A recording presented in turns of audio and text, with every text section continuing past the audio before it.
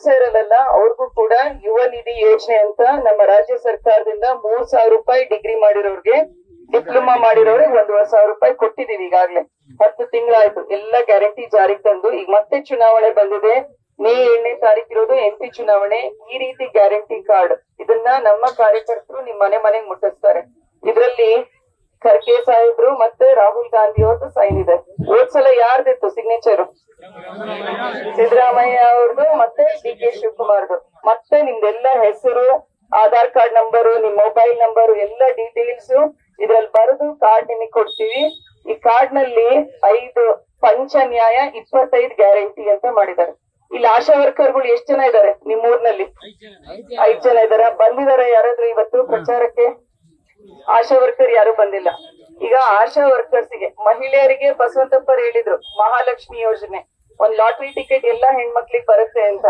1 ಲಕ್ಷ ರೂಪಾಯಿ ಅವ್ರ ಅಕೌಂಟಿಗೆ ಬರುತ್ತೆ. ಹೌದಾ? ವರ್ಷಕ್ಕೆ 1 ಲಕ್ಷ ರೂಪಾಯಿ ನಮ್ಮೆಲ್ಲ ಹೆಣ್ಮಕ್ಳ ಅಕೌಂಟಿಗೆ ಬರುತ್ತೆ. ನಮ್ಮ ರಾಜ್ಯ ಸರ್ಕಾರದಿಂದ ವರ್ಷಕ್ಕೆ 24,000 ಮತ್ತೆ ಸೆಂಟರ್ ಇಂದ 1 ಲಕ್ಷ ರೂಪಾಯಿ, ಅಲ್ಲಿಗೆ 1,24,000 ರೂಪಾಯಿ ನಿಮ್ ಅಕೌಂಟಿಗೆ ಬರುತ್ತೆ.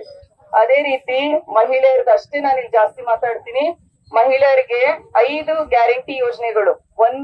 ಮೊದಲನೇದು ನಿಮ್ಮ ಅಕೌಂಟಿಗೆ 1 ಲಕ್ಷ ರೂಪಾಯಿ. ಎರಡನೇದು ನಿಮ್ ಮಕ್ಳು, ಹೆಣ್ಮಕ್ಳು ಓದಿರ್ತಾರೆ, ಡಿಗ್ರಿ ಆಗಿರುತ್ತೆ, ಅವ್ರಿಗೂ ಕೂಡ ಸರ್ಕಾರಿ ಕೆಲ್ಸಗಳು ಇರ್ತಾವಲ್ಲ, ಅದ್ರಲ್ಲಿ 50% ರಿಸರ್ವೇಶನ್ ಇರುತ್ತೆ. ನೆಕ್ಸ್ಟ್ ನಿಮ್ ಮಕ್ಳು ಓದಿ ವಿದ್ಯಾವಂತರು, PUC ಮಾಡಿರೋರು ಇದಾರ, ಡಿಗ್ರಿ ಕಾಲೇಜಿಗೆ ಹೋಗಿರೋರು, ಇದು ಹೆಣ್ಮಕ್ಳಿಗೆ ಇರೋದ್ರಿ.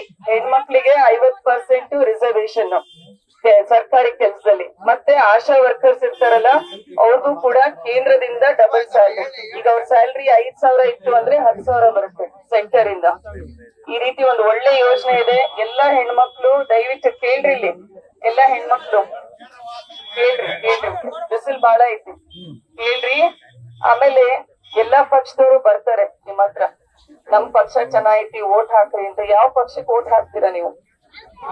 ಯಾಕೆ ಓಟ್ ಹಾಕ್ಬೇಕು ಕಾಂಗ್ರೆಸ್ಸಿಗೆ? ಯಾಕೆ ಓಟ್ ಹಾಕ್ಬೇಕು? ಆಯ್ತಪ್ಪ, ಯಾಕೆ ಕಾಂಗ್ರೆಸ್ಸಿಗೆ ಓಟ್ ಹಾಕ್ಬೇಕು?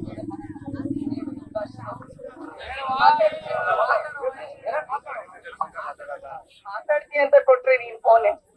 ಈಗ ಎಲ್ಲ ಹೆಣ್ಮಕ್ಳಿಗೆ ಹೇಳೋದಿಷ್ಟೇ, ದಯವಿಟ್ಟು ಮನಸ್ ಬದಲಾಯಿಸ್ಬೇಡ್ರಿ. ಒಂದ್ ಒಳ್ಳೆ ಪಕ್ಷ, ಬಡವ್ರ ಪರವಾಗಿರೋದು ಕಾಂಗ್ರೆಸ್ ಪಕ್ಷ.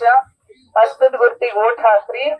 ಆಮೇಲೆ ನಮ್ಮ ಕ್ಷೇತ್ರದಲ್ಲಿ ಈಗ 8 ಕ್ಷೇತ್ರ ಇದಾವೆ. ನಿಮ್ಮ ಸಂಬಂಧಿಕರು ಹರಿಹರ, ಹೊನ್ನಾಳಿ, ಆಮೇಲೆ ಮಾಯಕೊಂಡ, ಮತ್ತೆ ಜಗಳೂರು, ದಾವಣಗೆರೆ, ಉತ್ತರ, ದಕ್ಷಿಣ ಸಿಟಿನಲ್ಲಿ ಯಾರ್ಯಾರು ಎಲ್ಲೆಲ್ಲಿದ್ದಾರೆ. ಫಂಕ್ಷನ್ ಅಲ್ಲಿ ರಾಣೆಬೆನ್ನೂರಿಗೆ ಹೋಗ್ತಿಲ್ಲ, ರಾಣೆಬೆನ್ನೂರು ನಮಗ್ ಬರಲ್ಲ, ಹರಿಹರ ಬರುತ್ತೆ. ಆದ್ರಿಂದ ದಯವಿಟ್ಟು ನಿಮ್ ಸಂಬಂಧಿಕರು ಎಲ್ಲೆಲ್ಲಿ ಸಿಗ್ತಾರೆ ಅವ್ರಿಗೂ ಹೇಳ್ರಿ, ಈ ಸಲ ಕಾಂಗ್ರೆಸ್ ಪಕ್ಷನ ನಾವ್ ಗೆಲ್ಸೋಣ. ಯಾಕೆ ಗೆಲ್ಸ್ಬೇಕು ಅಂದ್ರೆ 5 ಬಾರಿ ಅಂದ್ರೆ 25 ವರ್ಷದಿಂದ ಬಿಜೆಪಿನವರೇ ಗೆಲ್ತಾ ಬಂದಿದ್ದಾರೆ, ಗೆದ್ದಿದ್ದಾರೆ. 25 ವರ್ಷದಿಂದ ಬಿಜೆಪಿ ಕ್ಯಾಂಡಿಡೇಟ್ ಗೆದ್ದಿರೋದು, ಕಾಂಗ್ರೆಸ್ ಇಂದ ಗೆದ್ದಿಲ್ಲ. ಆದ್ರಿಂದ ಈ ಸಲ ಕಾಂಗ್ರೆಸ್ ಪಕ್ಷ ಬಂತು ಅಂದ್ರೆ ನಮ್ಮ ಮಕ್ಕಳಿಗೆ, ಮುಂದೆ ಓದಿರೋರಂತವ್ರಿಗೆ, ಡಿಗ್ರಿ ಮಾಡಿರೋರಿಗೆ ದಾವಣಗೆರೆಯಲ್ಲಿ ಒಂದ್ ಫ್ಯಾಕ್ಟ್ರಿ ಕಟ್ಬೇಕು ಅಂತ ಇದೆ. ಮಕ್ಕಳಿಗೆ ಒಂದು ಉದ್ಯೋಗದ ಅವಕಾಶ, ಗಾರ್ಮೆಂಟ್ ಫ್ಯಾಕ್ಟ್ರಿ ಇದ್ರೆ ಒಂದು ಸ್ವಸಹಾಯ ಸಂಘಗಳಿರ್ತವೆ, ಅವ್ರನ್ನು ಕೂಡ ಕರೆದು ಲೋನ್ ಕೊಟ್ಟು ಅವರು ಕೂಡ ಉದ್ಯೋಗ ಶುರು ಮಾಡ್ಬೋದು. ಮನೆಯಲ್ಲಿ ಗುಡಿ ಕೈಗಾರಿಕೆ ಶುರು ಮಾಡ್ಬೋದು. ಮನೆಯಲ್ಲೇ ಏನಾದ್ರೂ ಚಟ್ನಿ ಪುಡಿ, ರೊಟ್ಟಿ ಮಾಡ್ತಾರೆ ಅಂದ್ರೆ ಅದಕ್ಕೂ ಕೂಡ ನಾವು ಸಹಾಯಧನವಾಗಿ ಕೊಡಕ್ಕೆ ಮಾಡೋಣಂತೆ. ಆದ್ರಿಂದ ಈ ರೀತಿ ಸರ್ಕಾರ ಬರ್ಲಿ, ನಮ್ಮ ಕಷ್ಟ ಸುಖ ಅರ್ಥ ಮಾಡ್ಕೊಂಡು ನಮ್ಮ ಮಕ್ಕಳ ಉದ್ಯೋಗ ಇರ್ಬೋದು, ಅವ್ರಿಗೆ ಒಳ್ಳೆ ಹಾಸ್ಟೆಲ್ ಫೆಸಿಲಿಟಿ. ಎಲ್ಲಾ ಮಕ್ಕಳು ಸಿಟಿನಲ್ಲಿ ಓದ್ತಾರೆ, ಎಷ್ಟು ಜನ ಬರ್ತಾರೆ ನಮ್ಮ ಹತ್ರ?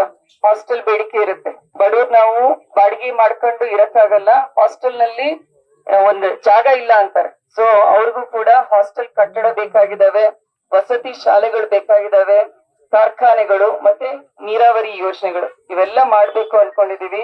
ದಯವಿಟ್ಟು ಬರುವಂತ ಚುನಾವಣೆಯಲ್ಲಿ ನೀವಾಗ್ಲೇ ಬಸವಂತಪ್ಪನವ್ರನ್ನ ಆಯ್ಕೆ ಮಾಡಿದಿರ, ಅವ್ರು ನಿಮ್ ಶಾಸಕರಿದ್ದಾರೆ. ಜೊತೆಗೆ ಸಚಿವರಾಗಿ ಶಾಮನೂರ್ ಮಲ್ಲಿಕಾರ್ಜುನ್ ಅವ್ರು ಈಗಾಗ್ಲೇ ಆಯ್ಕೆ ಆಗಿದ್ದಾರೆ. ಈಗ ಕೊರತೆ ಇರೋದು ಒಂದೇ, ಸಂಸದರದ್ದು ಒಂದೇ ಕೊರತೆ. ಆದ್ರಿಂದ ದಯವಿಟ್ಟು MP ಚುನಾವಣೆಯಲ್ಲಿ ನೀವೆಲ್ಲರೂ ಹಸ್ತದ ಗುರುತು ಕ್ರಮ ಸಂಖ್ಯೆ 2. ನ್ಯೂಸ್ ಫಸ್ಟ್, ನಿರ್ಭೀತಿಯಿಂದ ನಿಮ್ಮ ಪರವಾಗಿ.